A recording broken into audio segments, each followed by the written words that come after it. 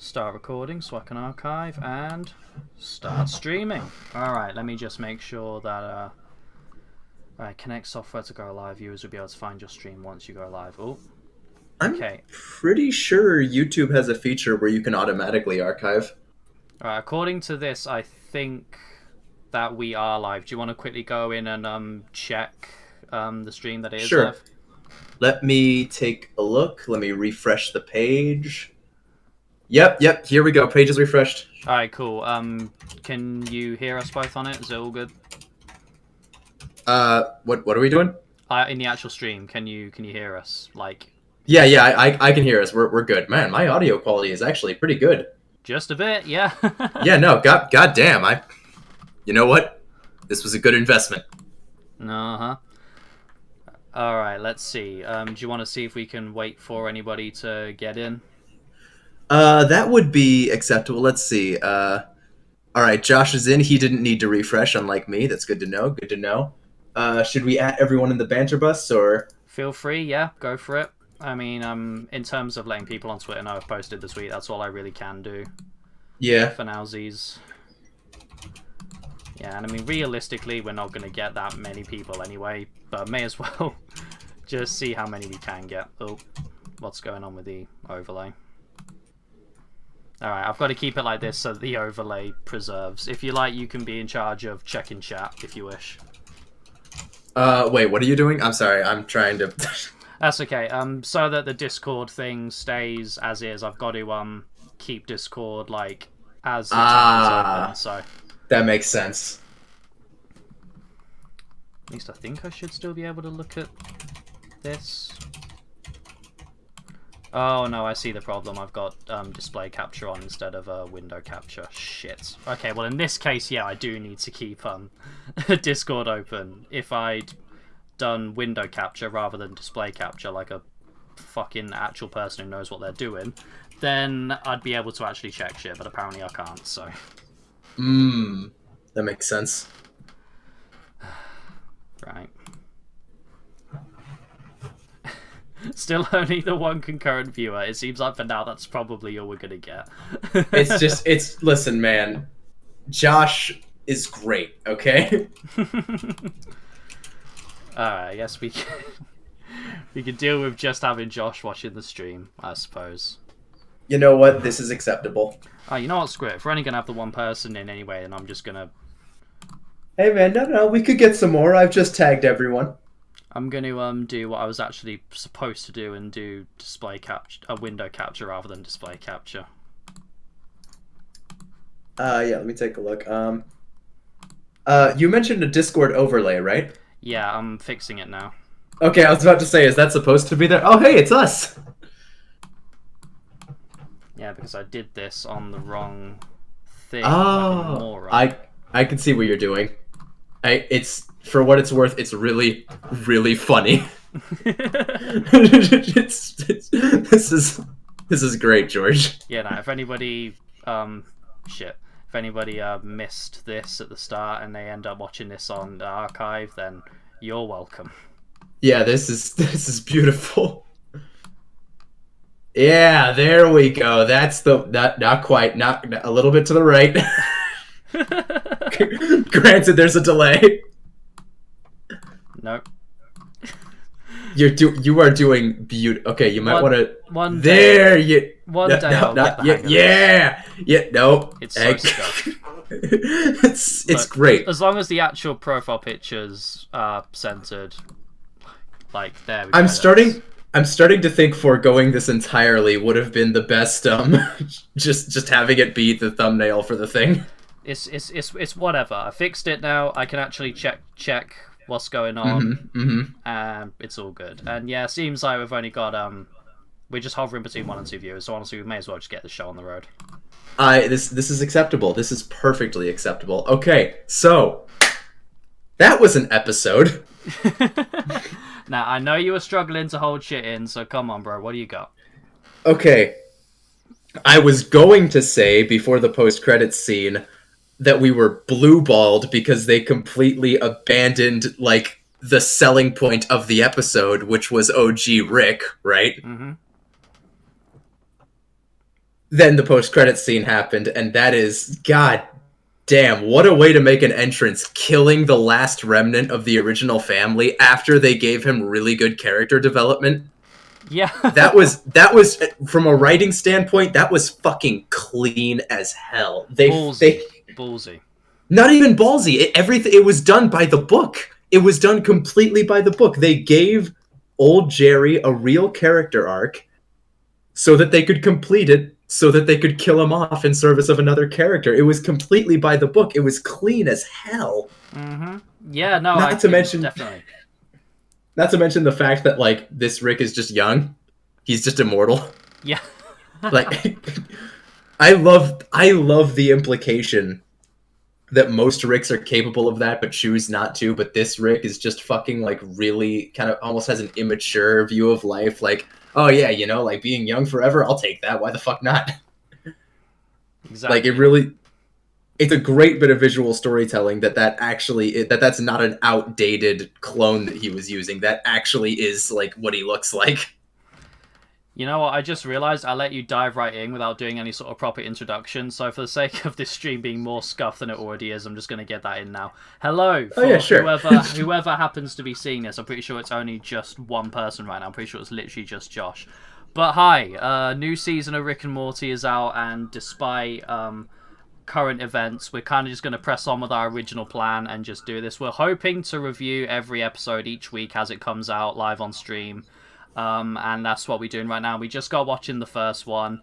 And yeah, so you know what? I've got my things to say, but you know what? I'm going to let you start off by just getting everything out that's on your mind. I know you already did a little bit, but like, yeah, just overall, good or bad episode, poor or great episode, overall thoughts on it. What do you got, Sarek? What's floating around that old Squidward noggin of yours? Great episode, first off. Very sexy. Once again, Jerry was done by the book, and it was beautiful. Mm-hmm. Fucking... It's a really good carrot to dangle in front of us to have, like, a reset button on Rick's hunt for, like, his Rick. And I especially love the implication that it's not that Rick can't, like, it's not that Rick just couldn't find him because there's infinite Ricks. It's that he could find him, or at least he knows which Rick it is, but he's just better than him. Yeah. He's just a smarter, more competent Rick, which is terrifying. It's real good stuff. It's real good stuff. One of the because obviously, like I told you before we started, that overall this episode seems to have gotten like a really positive reception. It's not been without criticism. One of the criticisms that I did see, I can't remember who said it. It was someone who said it, was that the episode was apparently overstuffed with ideas and didn't get to do much with a lot of them. And I'm trying to, I think where that's come from is the fact, like, I think what you were saying, how originally, if you don't watch the post-credit scene, like, it seems like old Rick, who is the one who killed Rick's family, was just kind of thrown in there and wasn't fully completed. I guess the throwing in of Mr. Friendles at the end, I guess, is another thing, and them having to pack away to move to another reality. But I think it all, like, comes together because for anyone like who's invested in Doctor Who, who's watching this, you'll know what I'm talking about when I say this. You won't say, but I'll explain it pretty well. It's kind of like the opening to series 13 of Doctor Who, where it's like basically the opening of series 13 of Doctor Who. That's basically Doctor Who Flux, where like they it was the 6-parter, and in the first part, it's literally just scene after scene where they're just like, literally every single scene is just set up for something that's going to happen like later in the series. And it's very obvious, like with this, that the stuff with that old Rick was clearly like set up. Like it's clear that he's being set up as like a villain. We've sort of got evil Morty out, evil Rick in, essentially. So it's very clear that this was not meant to be like, you know, the conclusion to that story. It was just like it was dangling the carrot in front of us. Yeah, definitely. And it's a very delicious carrot. And I mean, as for Mr. Friendles, again, I don't even know if that is where people are getting that from. But I think I'm getting very distracted because like Matt, Josh, and Shik and Momo are literally just making fun of us in chat. Yeah, you know what? That makes perfect sense. Yeah, no. I'm glad Momo's in the stream. Thank you, Momo. I'm just going to I'm just gonna move OBS over the chat so I can't see it for now. But Damn. it reminds me of like the episode in season 2 where like well, it was the finale of season 2 where they're off to find a new world to live on, and like they land on the corner on the cob world, and it goes like all it goes all chaotic, and they're like, shit, we gotta go. It just reminds me of that. Yeah, like it has similar vibes. Yeah, where it wasn't meant to be taken super seriously. Like maybe the fact that they're in a new reality now will have implications, but it kind of just like kind of like that scene, like sort of meant to be a joke, but also, like I said, with more serious implications. Like the fact that they're in a new reality now could like play out in some degree, but I think it was just meant to be, you know, to establish a new status quo formatted as some kind of like a visual gag, like a bait and switch kind of. Not really a bait and switch, more like just kind of a shocker of a joke, I guess. Mm-hmm. They don't die of natural causes. Oh no, definitely not. It's never. It's not even like accident. It's not even unnatural, unavoidable cut. Rick is totally the one who puts the bombs in those machines. Like, he's sabotaging those realities so he can move in. That's basically confirmed in the finale of last season, where it's easier to get more Mortys by setting Jerry up with Beth, like, than it is to just find Mortys. Yeah. Oh, like, I hadn't even thought about that, you know what? There is a very clear implication of what Rick is doing to get these new realities, which is probably why every Rick is paranoid as fuck, because there's always at least one other Rick wanting to kill them. But at the moment I'm delving a bit too into specifics. There's two like main overall things that stuck out to me about this episode. The first thing is we were already told by, it was either Justin Roiland or Dan Harmon before this season came out, I can't remember, that this season is going to lean very heavily into the canonical lore as the season goes on. And it's how this episode handled it versus like the contrast between how it was handled here versus how it was handled at the end of last season. Like, absolutely. You know how the finale, like, it did all of its canonical stuff, but like it was really like dragging its heels as it went along. You know, Rick being like self-aware. Yeah, you want to see my crybaby backstory? Yes, now everyone can shut up about it. Like, you know, no drama, keeping it episodic. Like, really just dragging its heels about it. Whereas with here, like, they were leaning into the canonical stuff, but like it really felt like they were just having fun with it. Like, it really felt like they'd found a way to like delve into the canonical stuff, but again, just enjoy their time doing it. Whereas before, it felt like they were going, oh, fine, we'll do the canon stuff, and like it just, like, it was a good episode, but like those aspects of it just really weren't fun to watch. Whereas this really was. They weren't. It really felt like they were just having fun with it, and that's what's like really enjoyable about Rick and Morty, when they find the fun in doing that canonical stuff. Well, like, I think the biggest part of that is that Rick never once brings up that, like, he never once calls out the fact that this is a serialized episode. Like, Rick unironically is surprised and is like, oh my god, he's trapped too, when he realizes the person he wants to kill is around, and like, is possibly... Sorry, I'm getting notifications. Let me set myself to Do Not Disturb. Is possibly... What the fuck? I can't set myself to Do Not Disturb. Oh, yes, I can. Is possibly... Sorry, that threw me for a loop. Discord updated. Okay. That the version of himself that he wants to kill is actually within reach. Rick is genuinely shocked and, like, excited about it. Whereas I feel if this was one episode earlier, Rick would just be like, fuck it, I don't actually care. This is just what the writers want, and then leave. Like... exactly. Like, it's not like, to the say... tone is different. 100%. It wasn't to say, not to say that there was like zero self-awareness about it, like, because I mean that's just like what Rick and Morty does. It's just what it's known for. But it's like, it wasn't like to the detriment of just telling the story that they clearly wanted to tell, and like that's great. And it just makes me wonder, like, why is that not what was happening at the end of last season? Why was there the need to again drag their heels and do it in a way that felt so like begrudgingly? Like, why was that a thing? It's just, I think insecurity was the biggest factor. Like, they weren't completely sure that their resolution to evil Morty would be satisfying because of how much hype there was. So I think they thought, like, oh, you know, if we downplay it and make it seem like we don't care, then that will add to the other thing about Rick and Morty that everyone loves, the satire.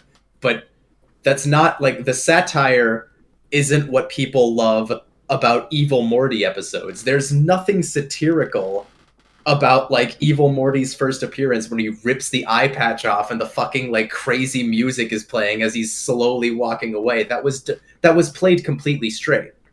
Like completely straight.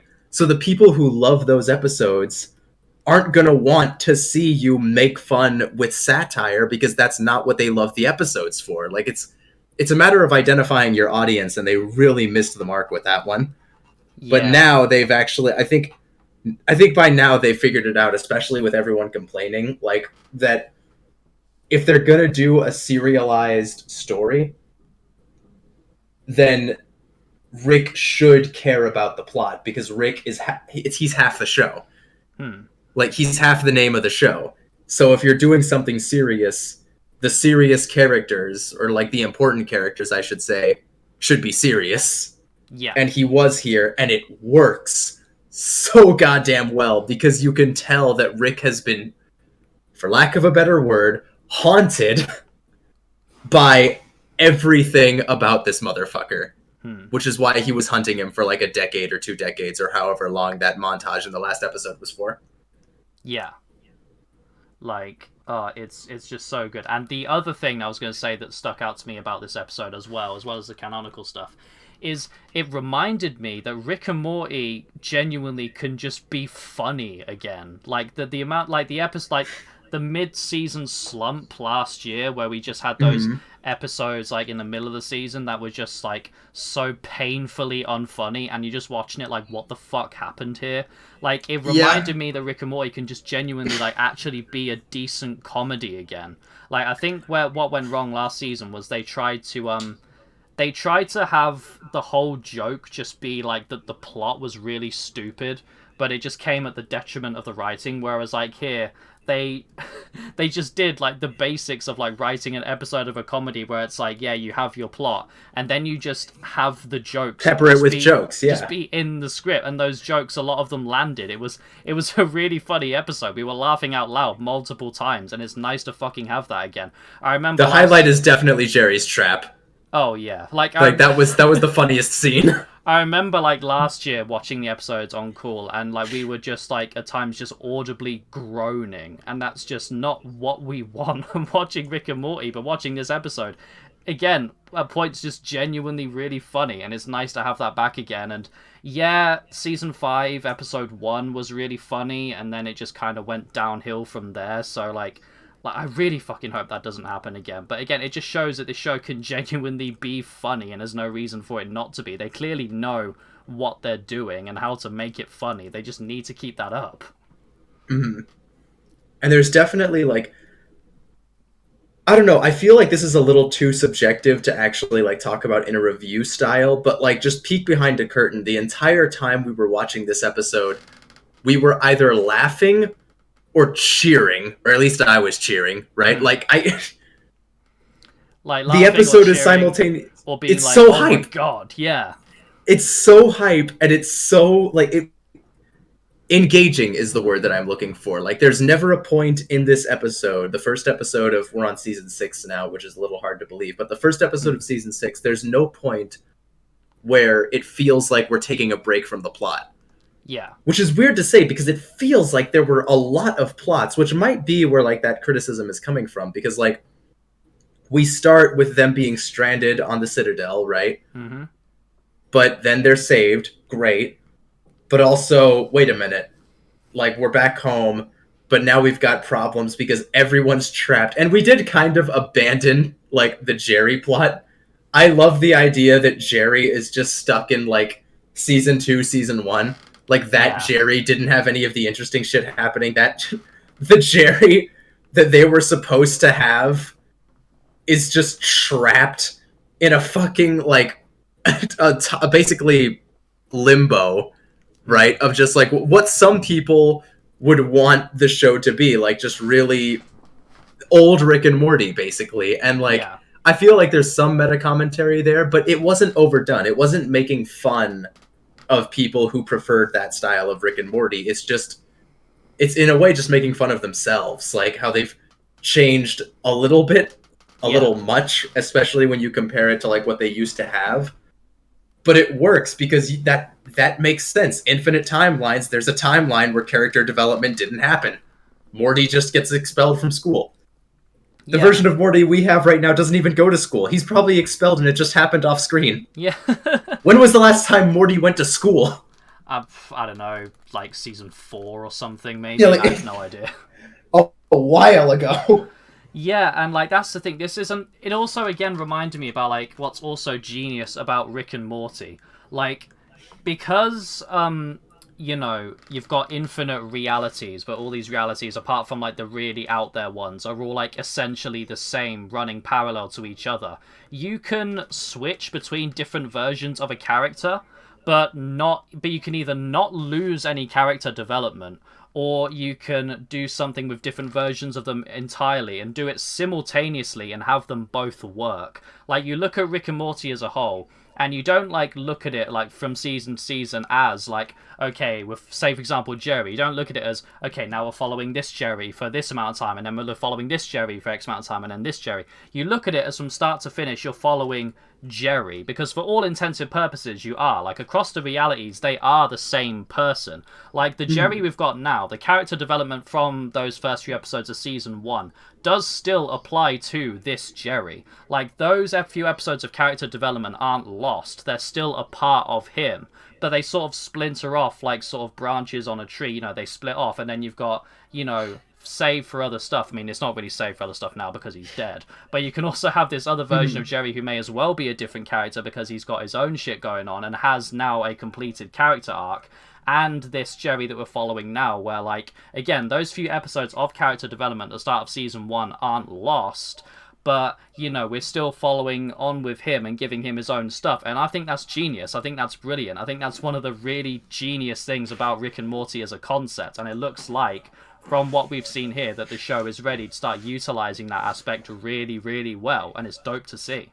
Yeah, and it's not even necessarily, like, a thing that, like, is great about Rick and Morty as a concept, because it's literally just multiverse theory. Well, yeah, I guess. It's just multiverse theory, but with a very clear understanding and willingness to take advantage of how multiverse theory works. Like, yes. And this isn't me going like, oh, you have to have a very high IQ to under. No, it's a very simple concept to understand, but it can be a difficult concept to write with. Which, you know, if you want an example of that, just look at like any comic book ever, where like the only alternate realities that exist are ones where the Earth is destroyed, right? But with Rick and Morty, it's like, no, infinite universes. Most of them are the same fucking thing. Yeah, like that's how it works. That's how, in fact, an infinite amount of them are the same fucking thing. Yeah, aside like, from the tiny differences where they say Parmesan differently. Like, that's such an insignificant joke, but like... It's just funny. You could argue that is, in a way, low-key meta-commentary that demonstrates the fact that, yeah, these universes, apart from tiny little things, are exactly the same, and demonstrating the fact that, yeah, even though we're not with original versions of these characters anymore, the character development that we've seen from the start of the show, it still isn't lost. It's still here. But we've also got alternate versions of these characters that we can also do other stuff with and go off in their own directions. And again, it's brilliant. Yeah. Like, I also love I love the detail that Morty was just staring at, like, the grave when he wanted to ask Rick something, which makes you, like... He's basically okay with burying himself at this point. Yeah. Which implies that they've done it a couple more times off screen, but... Maybe. More importantly, like, it doesn't bother him... But he still looks at the grave, you know? Like, we see Morty's character development, and we see that Morty was genuinely really sad to lose, like, his original Jerry, but also, he's got a family. Like, he got over it pretty quick. Like, I think he was more scared of just being alone in that world. That's something I think this episode did manage to do really well. Like, it's It's the character stuff. Like, Hmm. the characters in this episode were just really well written in a way that like a lot of season 5 episodes, for example, just can't say they are. Like, I remember we were talking about it before about like just inconsistencies in character across the season, or just where like the characters felt out of character as we're used to them. But like, it just nailed the characters really well, not necessarily in portraying them, but in their development in this episode in like so many different ways. And I think that's why I can forgive the episode being a little bit messy.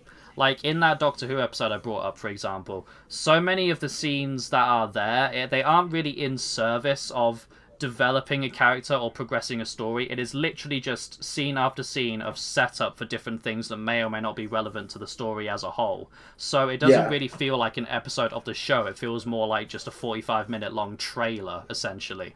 Whereas this, it is trying to set up a bunch of stuff that we can end up seeing as either the season or the show as a whole progresses. But it's still a complete story. Yeah, and it still takes the time to develop these characters and show us how what's going on and what's being set up is impacting them. It doesn't feel like an episode going, oh, this is going to be relevant, and also this thing, and also maybe this thing. It's still progressing the story. It's not laying the foundations of a story and that's it. It is still making progress with them, and that's where I think it differs, and why to me personally it doesn't come across as a garbled mess like I've seen some people, for example, say it does.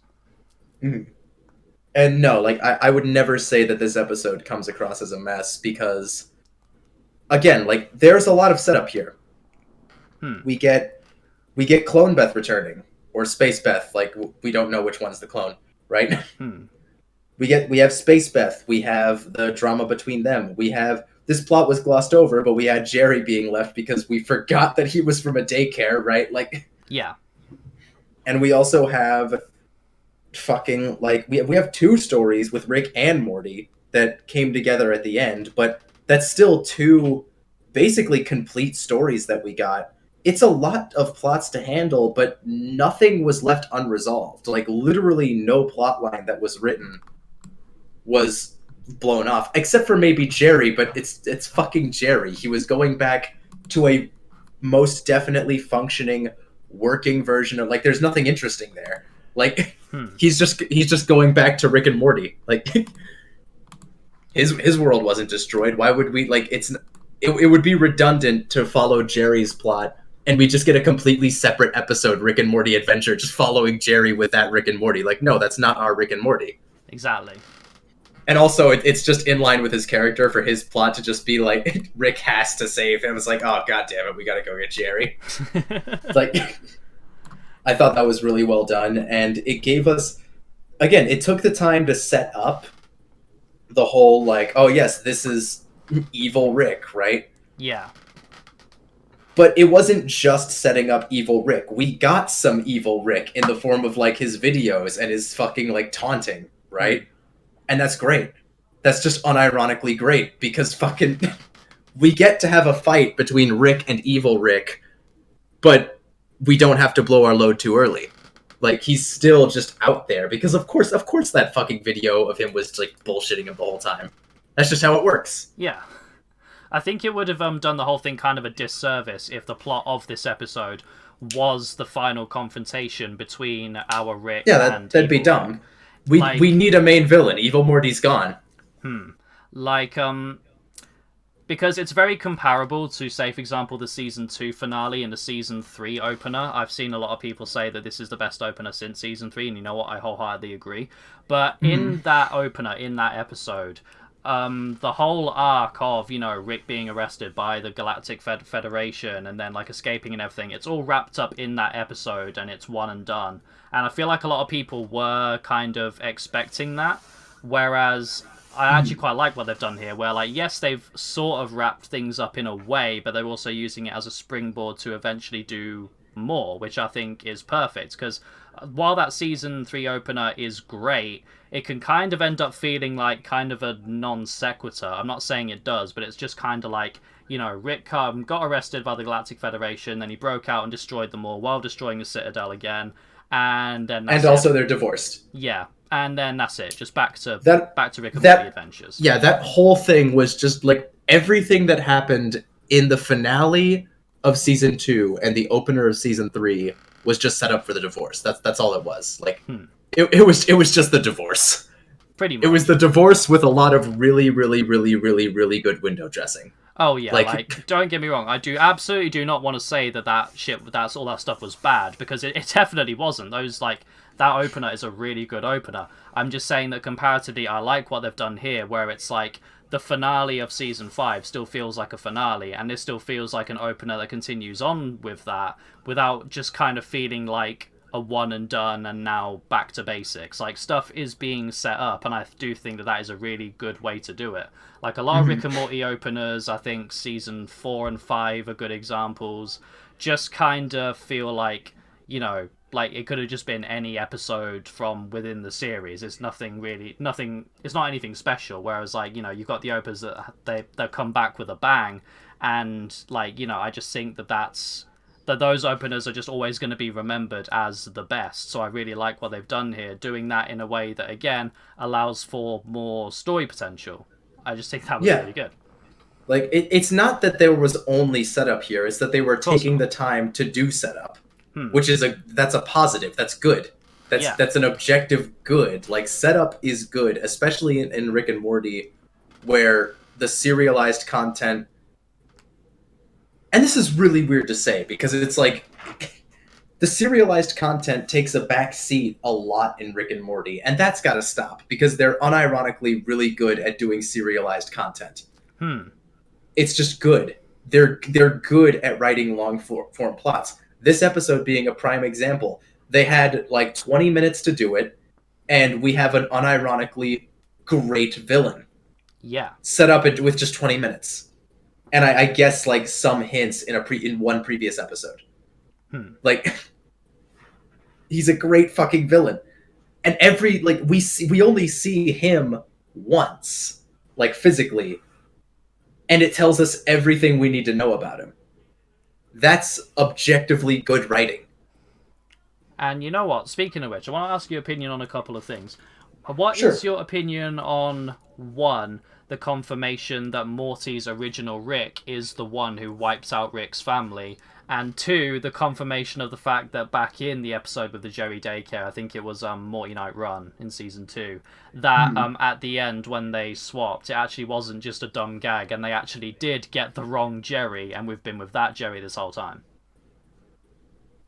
Both of them. Okay, the second one is my opinion is it's a great payoff. It's an unironically good payoff that granted doesn't come to a lot, but it shouldn't come to a lot because the whole point is that they can't tell the difference between the Jerrys. Hmm. Like they can't. Like the two Jerrys that got confused are Jerrys that fucking it's they were the same Rick and they were the same Jerry. Right. Pretty much, right? That's why they got confused. They were going on the same adventure. So the timeline lines up, and it's like you said earlier, that Jerry that we have been with this whole time isn't any different at that point in history than the Jerry that they left. Hmm. It's still all the same character development, and there's not something like fundamentally broken continuity wise. It's just an excuse to have a good gag. And granted, you could say they gloss over it a little too much because you'd think that our Jerry would have a little sentimental value, right? Yeah. Like, wait a minute. I've technically been with imposters for the last, what, 2 years or something, right? And like his original I say original, his original family is like that's his whole life. That's his world. Yeah. But it's still different than what he's used to, and he has more in common with the others. So like this is a family that's okay with the sci-fi shenanigans, and is as a whole, Rick has overexposed them to the concept of leaving their family behind. Yeah.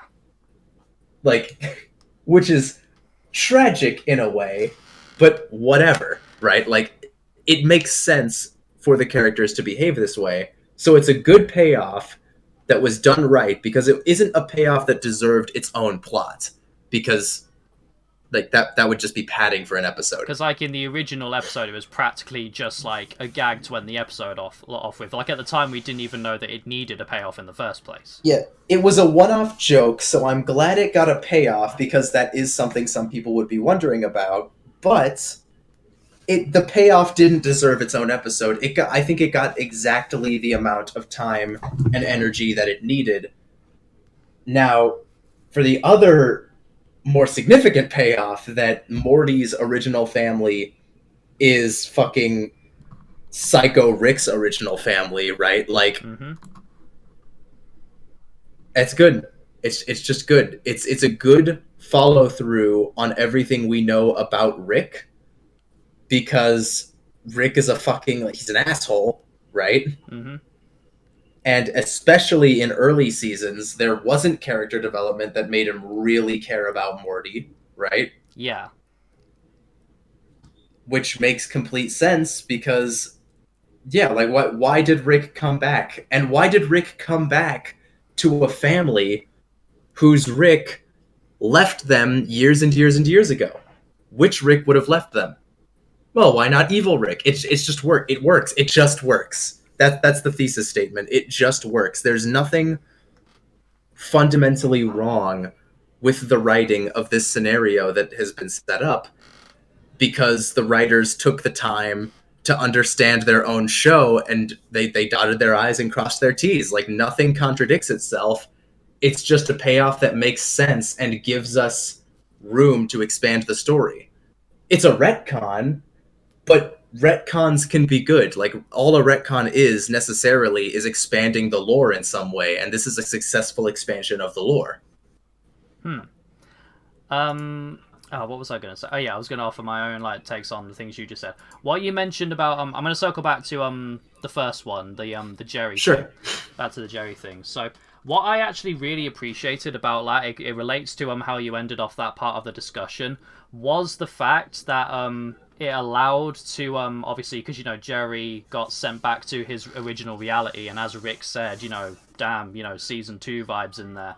Like, it really put an emphasis on the development that has happened since then, and the headspace that these versions of the characters that we're now following are in. It really puts a highlight on that, and like, it really says to me that we're not gonna put a focus going forward on shit like flying sperm because it's funny, or like, oh, the government turns people into turkeys every Thanksgiving, or there's anime people who have like fucking Power Ranger Megazords, and just, it's just funny. Like, it says to me that we really are going to be putting a focus on where these characters are at, how far they've come, the development that they've undergone, and are going to continue to go down. And like, again, it's just a really positive sign for me. And maybe some people won't like the confirmation of the Jerry Beret theory, because in fairness, it was like a fan theory that they may have seen and gone, oh, you know what, that's pretty fun, we'll canonize that.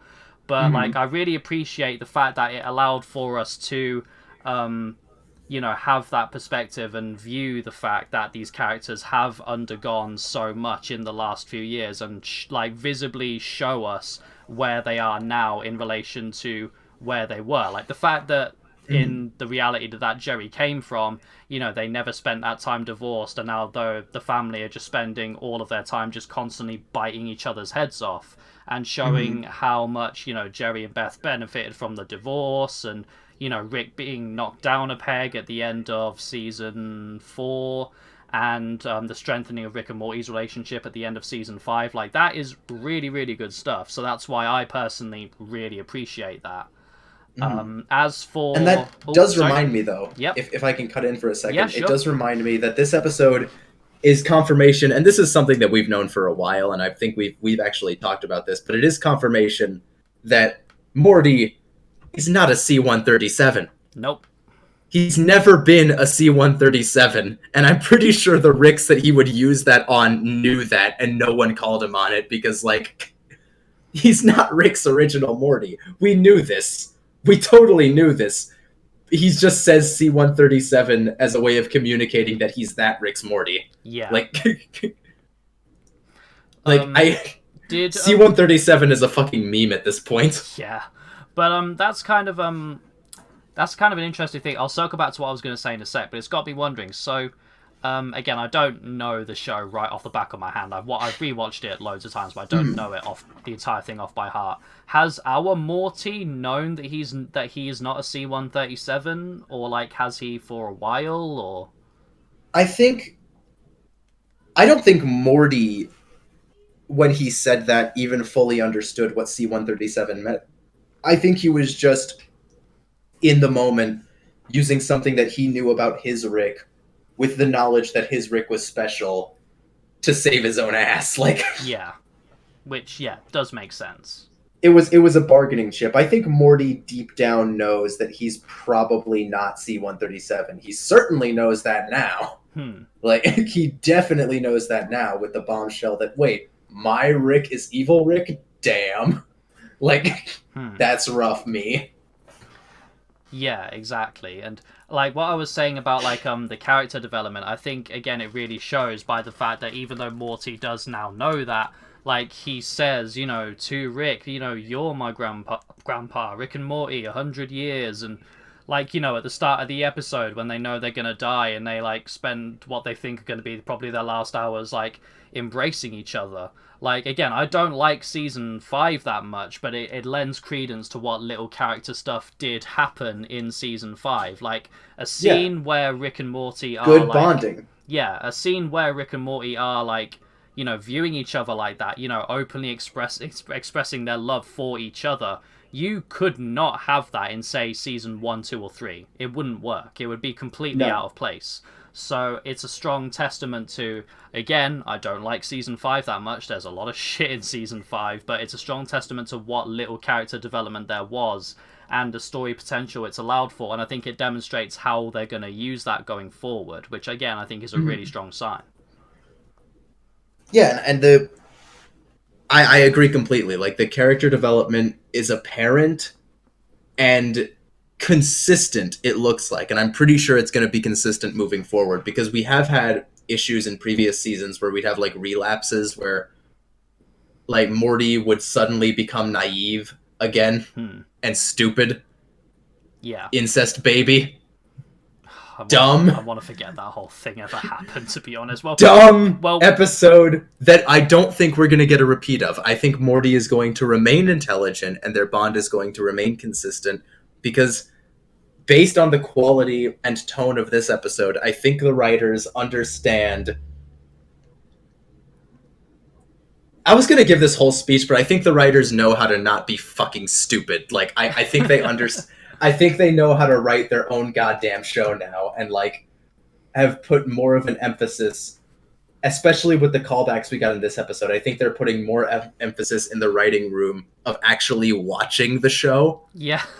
like just watching previous seasons so they can better keep track of where they are in the story. Because based on season 5, I think sometimes they just fucking forgot. Yeah. They forgot that they were in season 5 and were just like running on autopilot, and I don't think that's going to happen this season. Yeah, like I remember. Call me an optimist, but I don't think that's happening. I remember saying to you about that episode and some of the others in season 5 that it feels like if Rick and Morty was forced to do a Simpsons and go on forever, and we were watching episodes from like 30 years in the future, where they just like they do like flanderized versions of like what they'd imagine like a season 1 or 2 episode would be, and just kind of run it into the ground for 20 minutes, and like hopefully I mean like I've said, I think we've got really strong indicators here that that's not going to be the case. I mean, episodes like the sperm episode, like I know it's also like kind of like the go-to episode to hate on Rick and Morty right now, but like I remember like when we had like a whole ass conversation about like how we would have fixed that episode if it was up to us.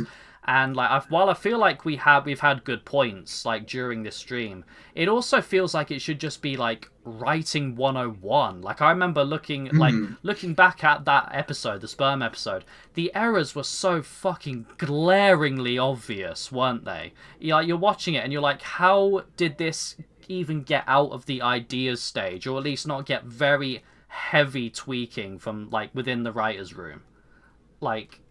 It was. Everyone was drunk that day. I mean, quite possibly. I mean, the writers are clearly like almost always either stoned or on acid or something. But like you throw alcohol into the mix and then you get the sperm episode. But it's just like how, Like, you know what I mean, don't you? Like, watching that episode, it was glaringly fucking obvious where they No, went the whole wrong. time.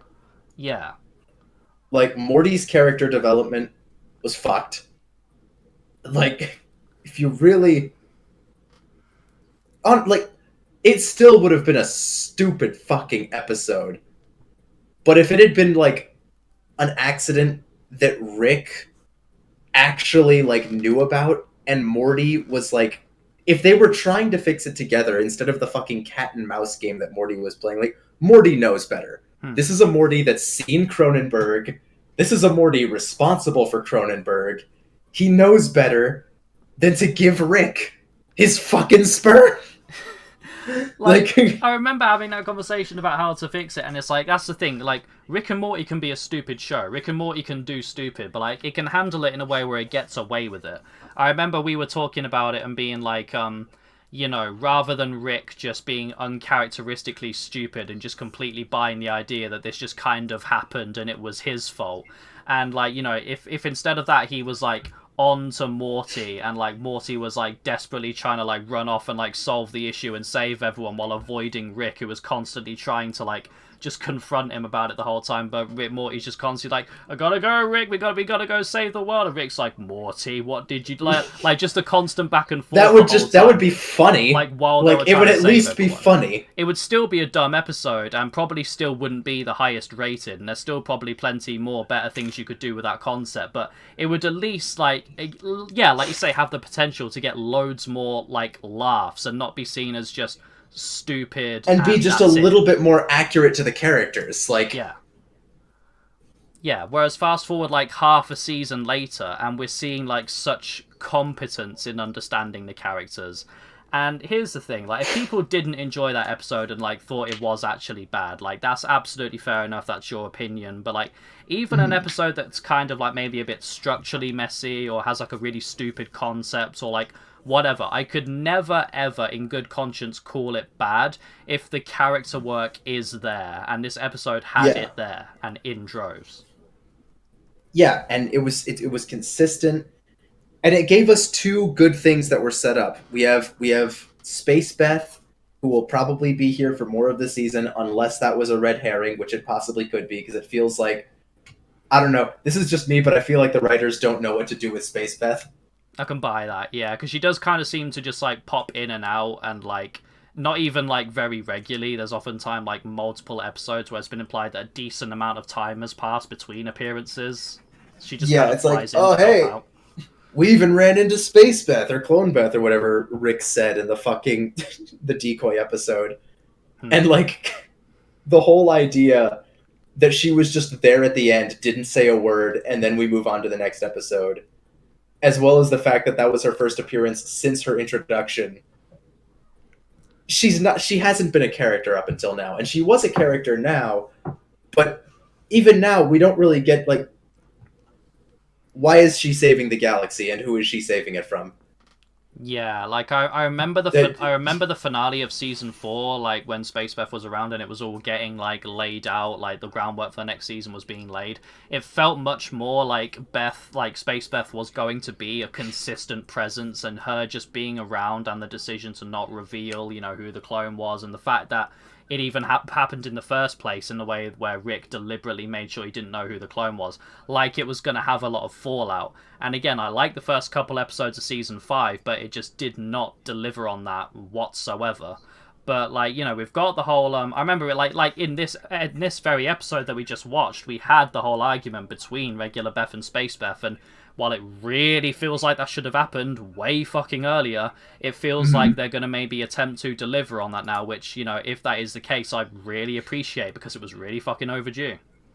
Yeah, we're going to get an actual, like, an actual character arc for Space Beth. And honestly, that just bothers me a lot. Like, it bothers me more than it should, frankly, because, like, they don't have time to do everything. No. But we don't know who Space Beth is. Exactly. We just don't, and that's a fact. Like, she doesn't have an arc. She doesn't have friends. As far as we know, she's just doing Star Wars, but alone and without all the cool characters in Star Wars. Like, pretty much, essentially. She's just doing Star Wars, but it's boring. Again, yeah, exactly. I'm gonna loop back around to what I was gonna say about Oh, sure. again the confirmation about evil Rick being Morty's original Rick. But before I do, I just want to ask, in your opinion, should which Beth is the clone ever be revealed? Yes or no, and why? No, because it doesn't matter. I The like, whole point is that it doesn't matter because they're both conscious, and the only person who cares at this point is Rick. Ironically, like, it doesn't matter. I very much like that answer, If and yeah, it I wholeheartedly agree.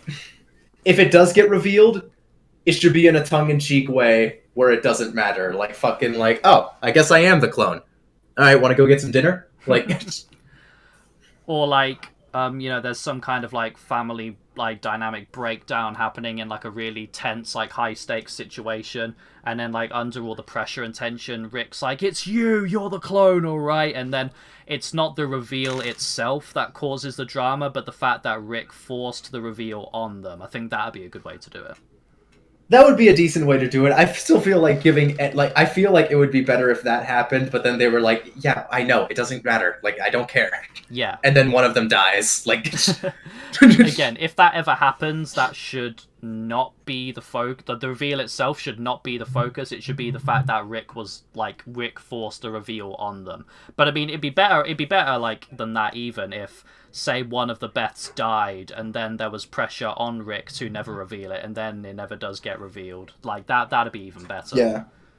If like the real Beth died and the clone was like the real Beth dies and then Rick checks for like something to confirm if she was the clone, doesn't find it, and it's like, oh fuck, that's rough. It's like, oh, so I'm the clone? All right, and that we just go back to it. Or like Rick checks and like we know that he does figure out which is which, but we don't actually see what the answer is. We just kind of have to guess and speculate from like say maybe his facial expressions, and maybe like say Morty. That would just be Rick doesn't tell him. That would be a dick move on the writer's part, but I could buy it. I'd be okay with that.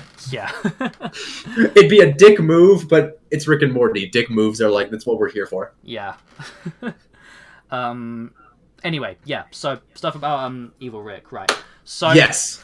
what I can see a lot of people saying is the fact that it is convenient that the Rick that is the one who killed Rick's family just happened to be the Rick of the Morty that we've been following this whole time. I can see that being a criticism, but it's not something that bothers me as much purely because, like, we've known since the very beginning of the show that at some point Rick, or at least a Rick, was around in this family, like before, say, Morty was born, and maybe in Summer's early years, or maybe before Summer was born as well, I don't know. But, like, that at some point a Rick was around, that Rick left, and then a Rick, maybe the same one, maybe not, came back. It leaves a lot open for, like, what Rick was like, or what version of Rick was there in those early days. There's a lot open for speculation, like, interpretation, like, and just And retconning. Yeah. Expansion. Like, just wondering what was going on back in the day with that old Rick. There's a lot there. And, like, I think a lot of people knew that, like, it was never going to be the same Rick that was originally there. Like, I think since it was established... Obviously. Like, I think since it was established that Rick was hopping dimensions, that it was... That a lot of people knew that there's no way it was ever going to be the same Rick. So, like, it leaves a lot open for, which Rick was it? What kind of Rick it was? So, while, yeah, I do buy the criticism that, yeah, maybe it is a little bit convenient, it is... To me, it feels like the natural thing to do, to be like, oh, it wasn't just a Rick, it was the Rick the whole time, Yeah, and, like, again, like, there's... I don't know, I don't think there's any universe where I would agree that is a, like, oh, it's convenient. Like, no, it's not convenient, because Rick has a real motivation for making that his home. Rick did it for a reason, and the reason makes sense with everything we know about Rick's character. Like that, there's nothing convenient about that. That's just good writing. Like now... it's just good. It just if everything is explained and the explanation works within the logic of the show, that's the opposite of convenient. That's just good expansion of the lore. That's just that's good world building. Yeah, especially now that we know that Rick spent so much time as he did looking for that old Rick, it now makes sense why he would choose that reality specifically. Like, it wasn't just a case of, well, I mean, it could have been, but like you'd originally think it was just a case of, oh, this is a reality where I'm gone, so may as well settle myself here. Like we know there'd be infinite versions of reality like that because we all know the Ricks leave and go off to the Citadel. We now know why it was that one specifically. Like it slots right in. It's perfect. It's beautiful, even. I agree. Also, the virtual celebrity was in chat. I don't know if she's still here, but she just hopped in to say that I know nothing about Rick and Morty and I'm just hopping in for moral support. And TBC, thank you. Thank you very much. I appreciate that immensely. Very nice. I don't know who the virtual celebrity is, but good job joining the stream. You're doing great. God's work. Exactly. So, now here comes the big question. So we've kind of been singing this episode's praises this whole time. But do you have any criticisms at all? Would it make me a basic bitch to say no? I don't think it necessarily would. This is just a solid 8 to 10 out of 10 episode. Yeah, that's the thing. Like not having any criticisms will also imply that it was a 10 out of 10, and it takes a lot to justify that. I don't. This is a weird question because I wouldn't. It's not like I would call this my favorite episode of Rick and Morty, but there's not really anything I can say is fundamentally wrong with it. Which, to be fair, is true for a lot of episodes of Rick and Morty. Fundamentally wrong is not it's a pretty high bar to reach if you're trying to fuck up an episode, because it's almost like you need to ignore at least one rule of writing in order to get something fundamentally wrong. But right, there's nothing fundamentally wrong, and I was entertained throughout. I mean, that is absolutely fair enough. That's just those are really the only two criteria I have. Every joke landed, and I say again, I cannot stress this enough. The Cronenberg Jerry's notes joke highlighted the whole episode. Yeah. It was so fucking funny. Ran out of time to write this note. Busy setting up a trap. Bye. I mean, that in itself is so mad to think about, though, in and of itself, isn't it? The fact that you go back to season 1 and that Beth's dead, that Jerry is now dead, that Summer is also dead. Jerry was the one who survived. Yeah, Jerry was the one who survived, and not only that, but that Jerry fucking gashed Evil Rick. That Jerry went straight for the kill on Evil Rick, and it would have worked. Yeah. It could have worked if it was most other Ricks. I think think about that. I think that was an absolutely perfect decision to be have that Jerry be the one that survived, because the theme, it works very well with just the thematics of the show so far. Jerry having always been portrayed as this pathetic character who's just a complete loser and will just never amount to anything. It makes me. But Jerry's not pathetic. Jerry is not fundamentally pathetic. In timelines where Jerry didn't get with Beth, he's a movie star. Right. Just reminding everyone of that. It makes Jerry is not pathetic by default. He was made this way. The Citadel. It makes me think of the Whirly Durly conspiracy in season 3, where when Jerry's getting eaten by that snake thing, and Rick gives Jerry that whole speech you act like prey, but you're a predator. It's how you survive. You survive because people feel sorry for you. All that shit. Mm-hmm.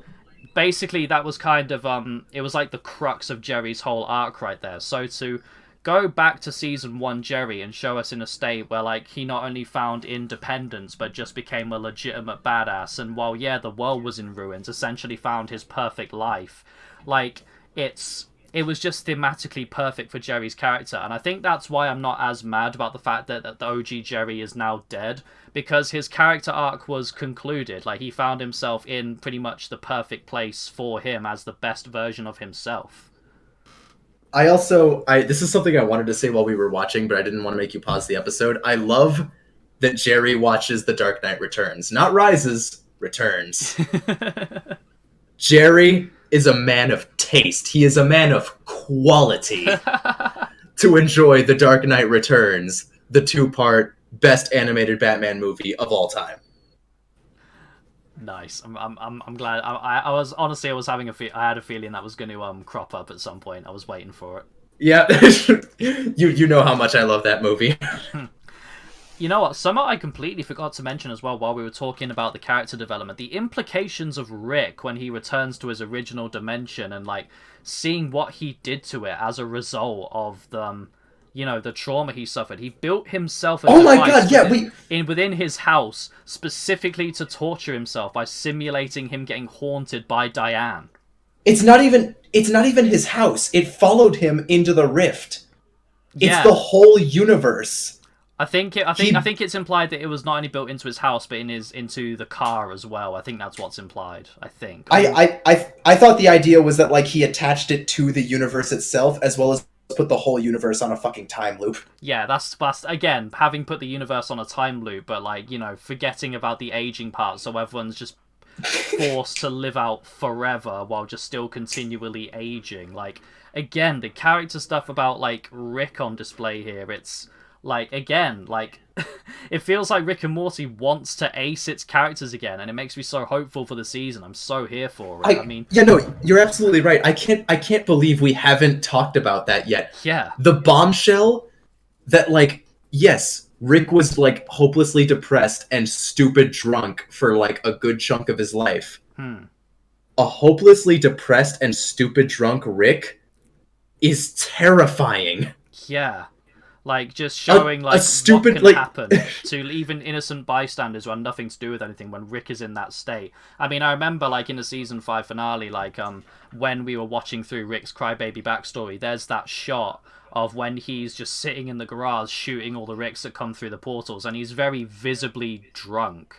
And now that's got, and like he's still competent enough to kill an army of Ricks. Like it just like already like you just kind of like when you watch that scene originally, you're just meant to take it as like, well, Rick's depressed, now he's just kind of waiting for like Ricks to show up so you can kill them. But like again, knowing that that's what happens, like along with Rick's line, oh yeah, I used to drink, like it has whole new implications and it's horrifying. Well, it was horrifying. It's always been horrifying. A stupidly drunk Rick is the Rick that in a single day completely destroyed and decimated the Vindicator's arch nemesis. Well, yeah. Rick, when he's drunk, one-hit KOs Thanos. Yeah. Just think about that. Just think about that for a second. And this Rick was stupid drunk and stupid depressed for like 20 years. That's not the only world he did that to. Oh, absolutely. Like have you ever like gotten like really angry so like you just swipe a bunch of shit off your desk or maybe like punch something? Like Rick's equivalent of doing that is essentially just ending worlds in becoming Galactus, yeah. Yeah, pretty much. And like, yeah, it's horrifying, but it just again like the implications of like Rick's, well, it sounds really generic when I say it, but people will know what I mean. Just those implications on Rick's character and his mindset and his psyche. And again, those sound like really generic, like overview statements to make, but you gotta remember, like we just finished season 5, where like for the large bulk of it, it felt like none of that was present, and it felt like there was just zero effort being put into that in favor of just flying sperm that eat people, lol. Yeah, like was the Vat of Acid episode season 5 or season 4? That was 4. God damn, season 5 does not have a lot going for it, does it? No, it has the first 2 episodes, which I think are great. The Planetina one has honestly kind of gone down in my estimations because like the stuff with Morty in and of itself is good, but then you've also got the side plot of like Rick and Summer going to those worlds that are ending and like Rick like falling in love with that like alien, and it's also just like it just feels very out of character for Rick. Like I know character development has happened between then and at the start of season 1, where he's like, what people call love is just a chemical reaction that compels animals to breed, rise above it. Like I know character development has happened in between those times, but it's still just I don't think that's a matter of character development. I think that like Rick was lying. Like, Rick was lying when he said that he loves Diane. He was bullshitting. Of course. He was literally just bullshitting. Yeah, but it's still he was being like dismissive on purpose. It still just felt out of character for Rick to do that. Like I can buy what you're saying that Rick was like being dismissive of that, but that still doesn't to me mean that he would allow himself to fall in love easily again. Like we know that he has like messed around since Diane, but yeah. like that's all it's really been, ain't it? Just like messing around. Like he hasn't really fallen in love. He's just kind of like dated shit like space queens because so that he can be like, I'm dating a fucking space queen, bitch, like to fuck I around mean, with yeah, people. Like, so you know what I mean? It just felt earned. So yeah, for that reason, that episode's gone down in my estimations. Then is the sperm episode, fucking terrible. Amorticon Greek Feces actually not that bad. That's the which one one was with that? the pain demons. I don't think that one was all that bad. I thought that one was all right. Oh yeah, I forgot the pain did what? Man, that I don't remember what that episode was about. Yeah, it's Rick and Jerry having their quote unquote guys' night, and Rick's taking Jerry to be like hang out with those demons that love pain, but they're only doing it because Jerry's so cringy that they love it because they love Oh pain, you know? yeah.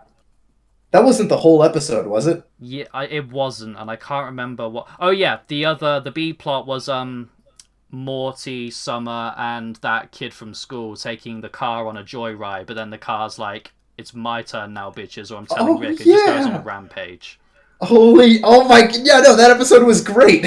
I wouldn't That call it. rampage was I hilarious. wouldn't call it great. I'd say it was all right. I didn't mind I it can't, though. I didn't mind it. I'm honestly upset that I forgot it. I didn't mind it. I thought it was okay. Then was the turkeys, which like I don't know if many people also share this opinion, but for me that was just as bad as the sperm episode. I hate them both equally. It wasn't just as bad, but it was pretty lackluster. The sperm episode is that is a disservice to any. You can't call anything as bad as the sperm episode like Nah, that. in my opinion, they were just as bad. I feel like you're overdue a rewatch because in my mind they were guilty of very similar sins. In my opinion. Maybe. I remember laughing at least twice during the turkey episode.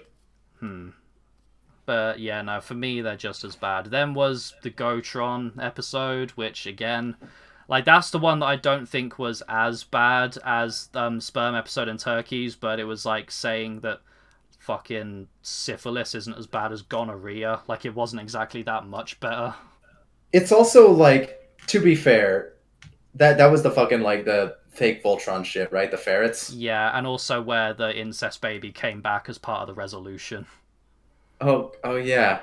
I forgot that the oh god, that was such a bad season.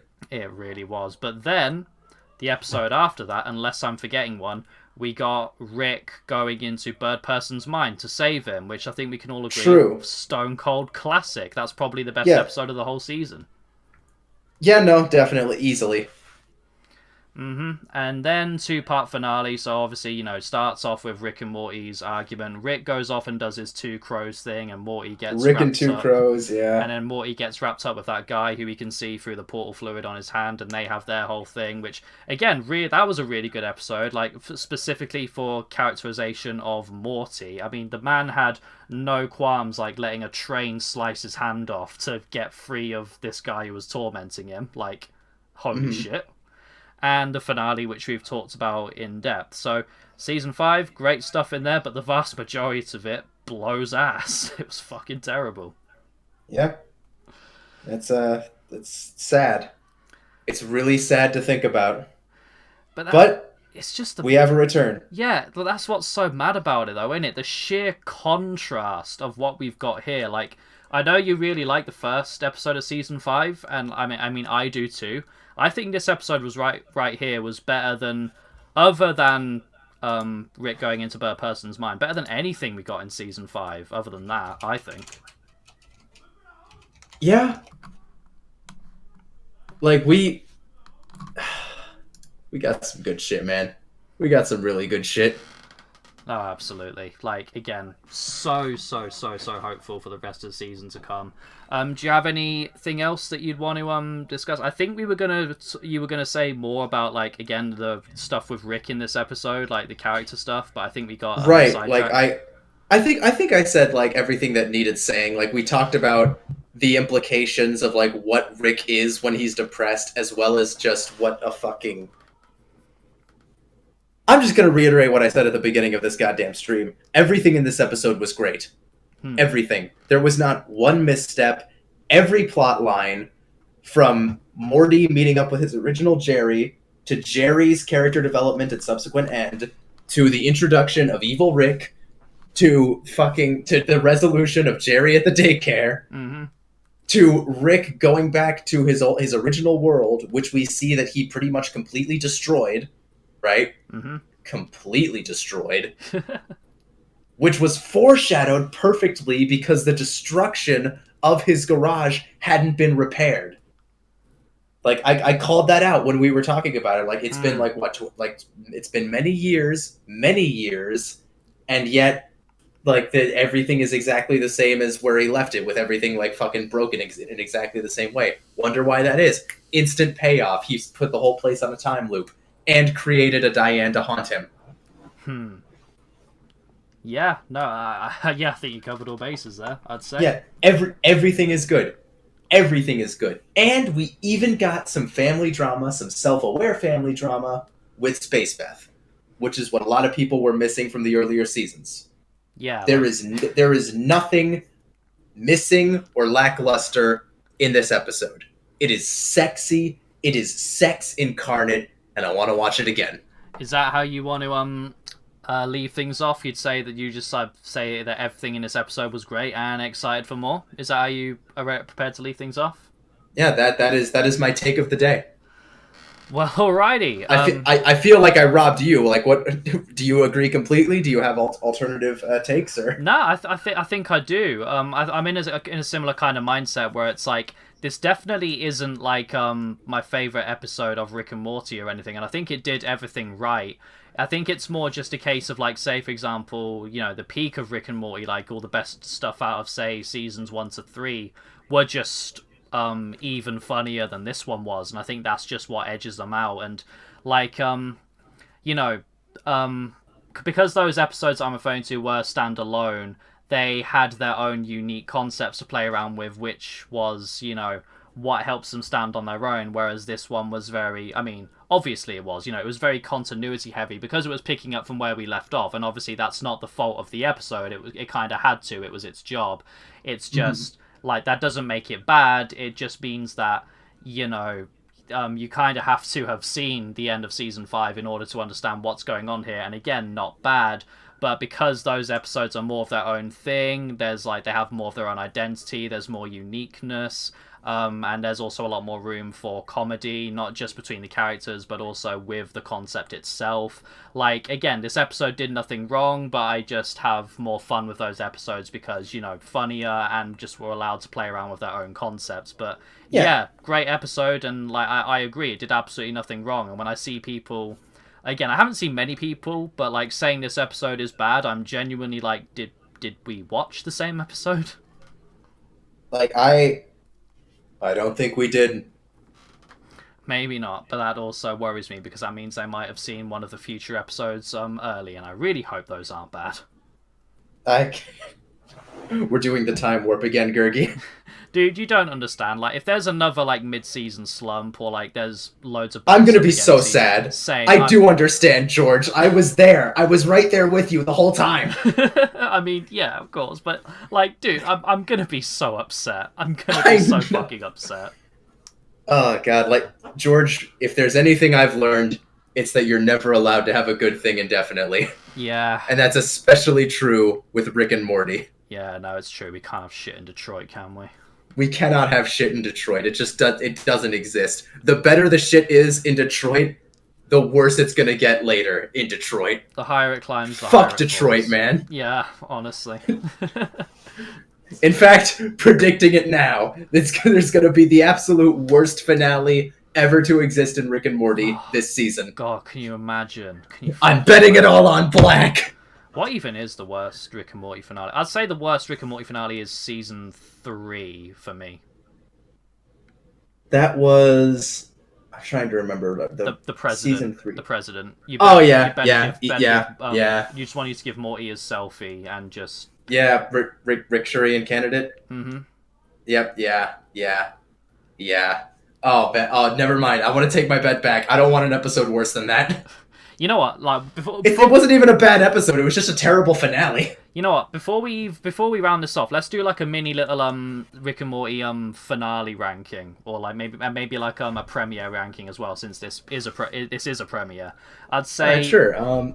You're gonna have to refresh me a little bit. Sure. In that case, I'll do my ranking first. I'd say worst finale would be, like I said, season 3, Rick, Shuri, and Morty date. I'd say second worst would be season 4, Return of the Jedi, because I just didn't think the writing was all that good and it felt really messy and just wasn't that funny in so many aspects, felt really forced. Like, it's cool that Tammy and the Galactic Empire came back and there were some funny moments, but it all just kind of just shit. There was a really good fight with Bird Person, but that was cool. That was the highlight. Yeah, I'd say other than that, shit kind of just happened. And third worst would be... what else we got? 60 Minutes, that's season 1. That was just the big party. Season 2, which was... I mean, I know what it was. The Wedding Squanchers. I was trying to remember the title. That's it. I mean, we all know what the Wedding Squanchers is. It's the Wedding Squanchers. And then season 5, Rick, Mirai, Jack. I'd say third worst is Rick, Mirai, Jack, but I think there's a big jump in quality between Star Wars Return of the Jedi and that. It's still like... It was a good finale, but there's just so many... Unlike a lot of Rick and Morty episodes, there was just so many things wrong with it you could pick out. And again, at times felt messy, and it was also, again, the fucking, like... the dragging their heels in terms of, like, the canon stuff. It's, again, if you don't want to do it, then don't fucking bother. Like, I'd much rather watch a standalone episode than a canon-based episode that you just clearly don't want to do. That's why this one was such a breath of fresh air. Then 60 Minutes, because even though, like, it has much less going on than these other ones, it's just a really fucking funny episode. It's OG Rick and Morty. It's a certified hood classic. Like... Exactly. And then the best one would be the Wedding Squanchers, because, of course. Wedding Squanchers is, and I think I agree with most of your Rick. Maybe I would put, would I put 60 Minutes lower? I'm not sure I would. Jack. No?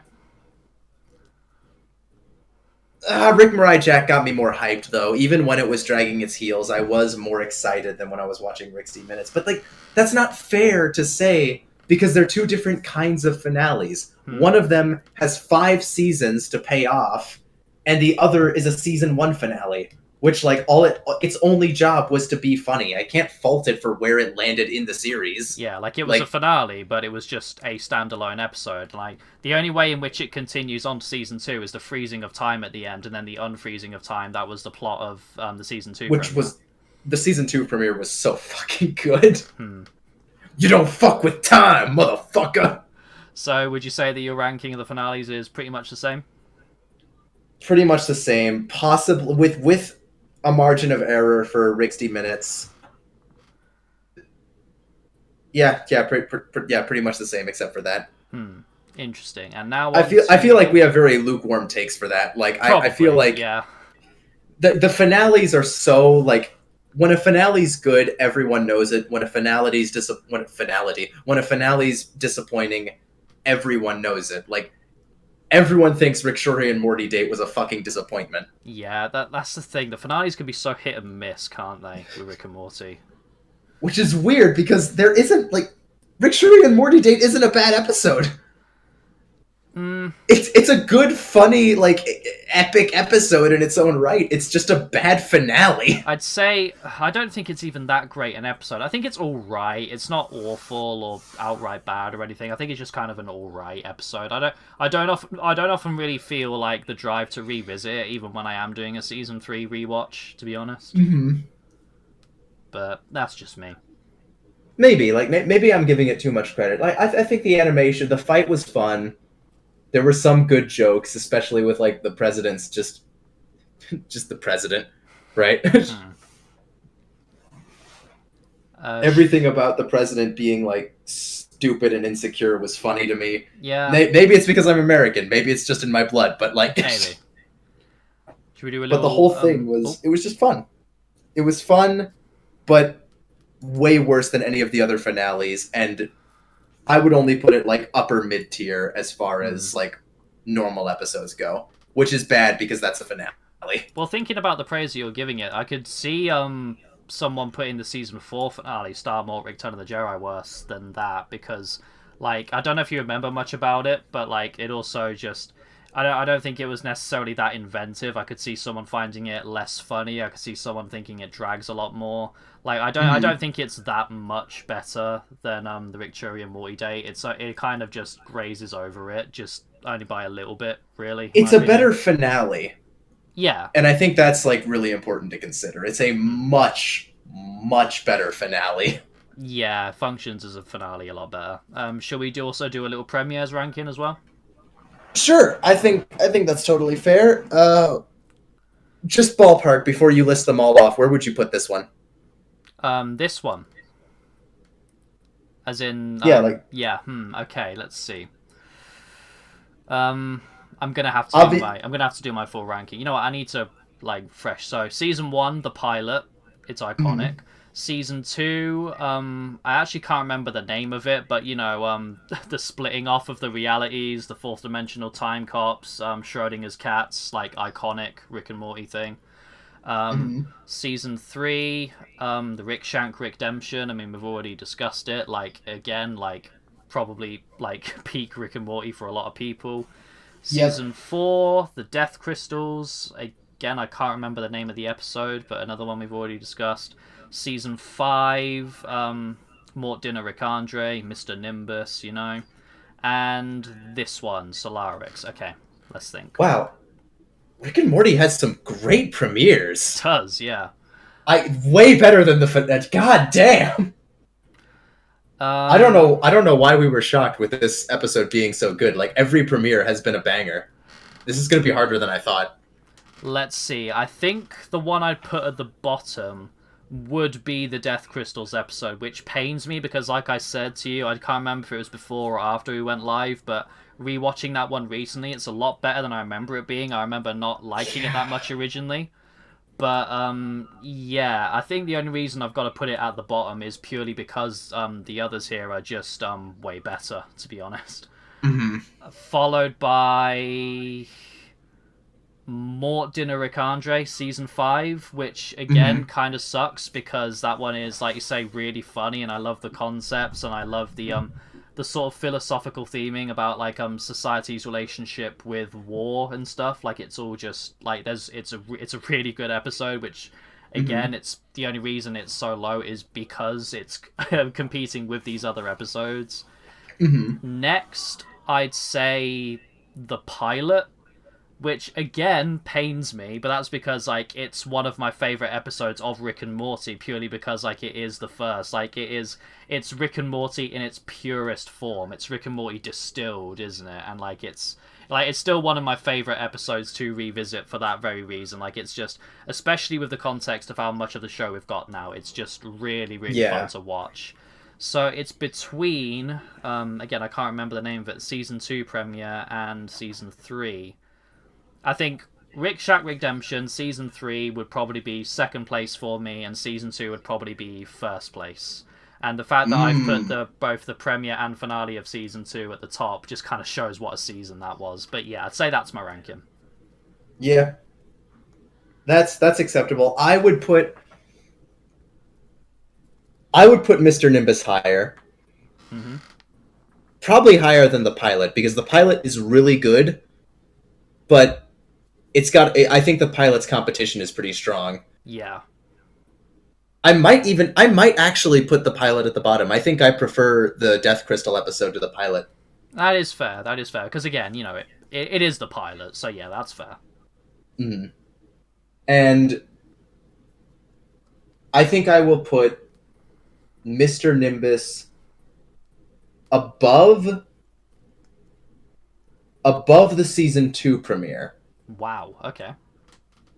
But just above the season 2 premiere. And the season 2 premiere being above the Death Crystal episode. I just realized, even though the season 2 premiere was really good. I just realized I completely forgot to rank the season 6 premiere, the one we literally just watched. That's perfect. That's perfectly okay. I thought your implication was that you were putting it like in third place. Nah. I actually need to think about this now. Let's see. Fuck. I put Death Crystals at the bottom, followed by Mort Dinner Rick Andre, followed by the pilot, followed by Rick Shack Redemption, followed by at the top was season 2 premiere.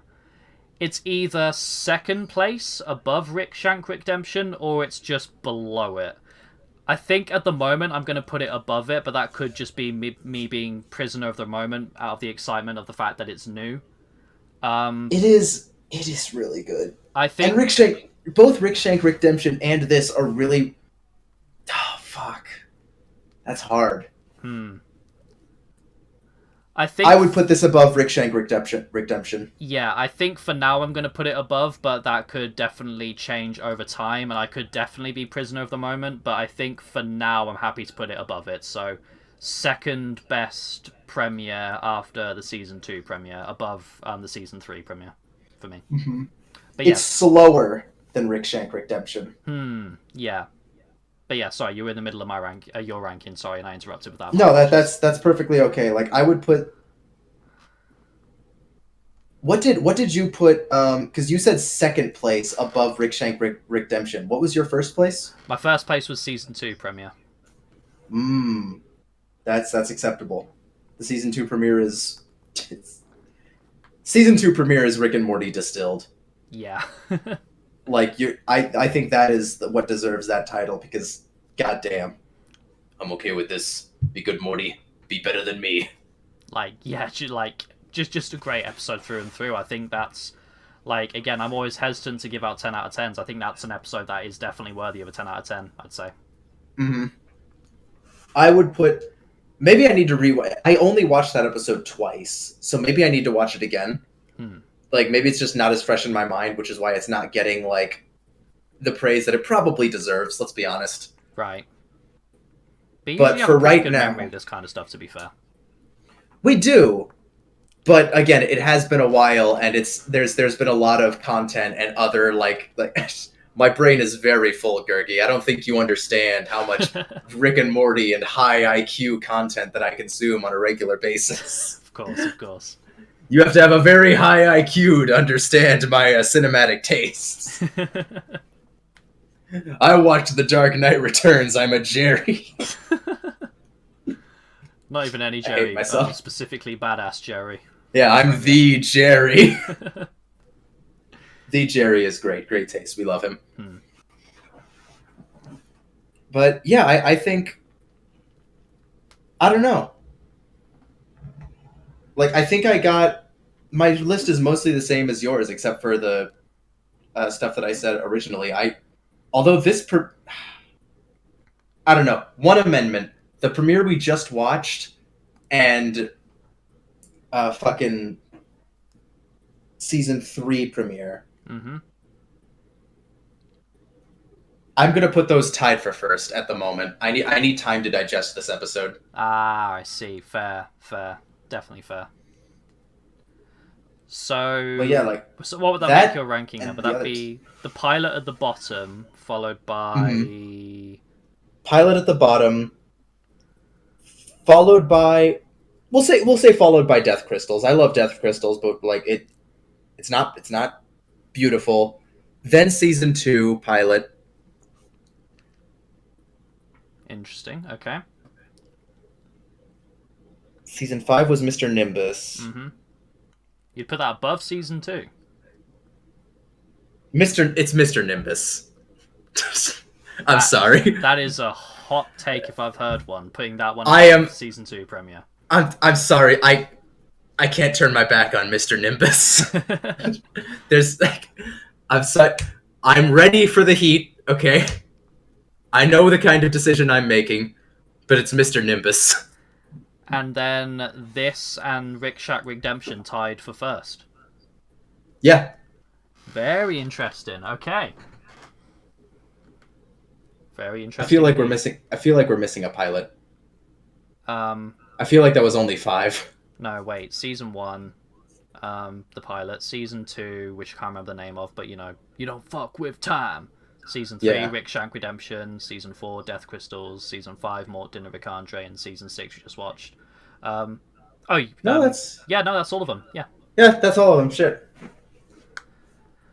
Well, there we go. We have been streaming for an hour and a half. I think we got all our thoughts on the episode out there, and also had a little bit of fun at the end with those rankings. Acceptable stream length. Acceptable stream length. I reckon so. I'm actually very happy with that. I feel like we got a decent amount out, and yeah, I'm looking... Hey, Ray. Hey, Ray Mag's here. Hi, Ray. How you doing? Upload more. Very nice. Love you, Ray. Lovely to see you. Yeah, is there anything else that you'd like to get out before we round this off? No, I think we covered more than we intended to cover, and that's enough. Yeah, definitely. I didn't expect it to go. I thought it'd maybe round off at like 45 minutes to an hour, but no, like yeah, definitely very happy with that. Like I say, I'm excited for next week. You're going to be down to also stream and review next week's one too? Absolutely. Like unless something comes up, but I don't think it will. I might be working by then, but we'll find time. Yeah, nah, it should be good. Should be fine. I'm sure we'll find space. Hell yeah. But yeah, to the one person who joined who wasn't just our friends making fun of us, hope you enjoyed. And also this is going to be up on the archive channel as well, so if you're watching from there, thank you very much. I hope you enjoyed. It was a lot of fun doing this, and I'm very excited for next week. Just thank you for tuning in. And also, Mr. Zarikar, thank you for joining and talking some Rick and Morty with me. It's been a lot of fun. It has been fun, and thank you for giving me very flattering art for the background art of this stream. You're absolutely welcome. I actually like how yours turned out a lot more than mine, I think. Yeah, although I think they work best together. The face you're making and the face I'm making, it's perfect. Yeah, I'm quite happy with how it turned out. Actually, I think I emulated the style really well. Mm-hmm. Like the style, like again, at first glance I wasn't feeling it, but that's just because Rick and Morty's style is kind of ugly by nature. Yeah. Oh, jeez. But yeah, thanks for tuning in, everyone, and thank you, Zach, once again for joining, and we will see y'all next week. Delicious. Let me. Oh yeah, now I can listen to you're the echo of your fucking goodbye. I've got the thing up. All right, I'll do it then. See how echoey it is. Goodbye. Mm. Stop streaming and.